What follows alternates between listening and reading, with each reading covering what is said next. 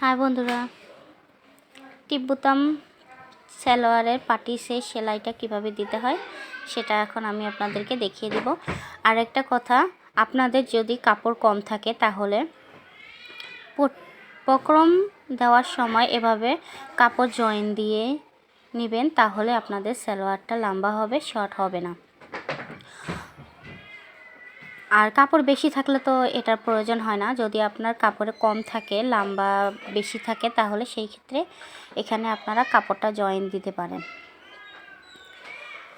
তো সব নর্মাল সালোয়ার যেভাবে করে সেম কাজ একই, শুধু বক্রম দিয়ে মেশিন দিয়ে ইচ্ছা মতো ডিজাইন করে নিলেই বক্রম সেট করার কাজটা কমপ্লিট হয়ে যায়।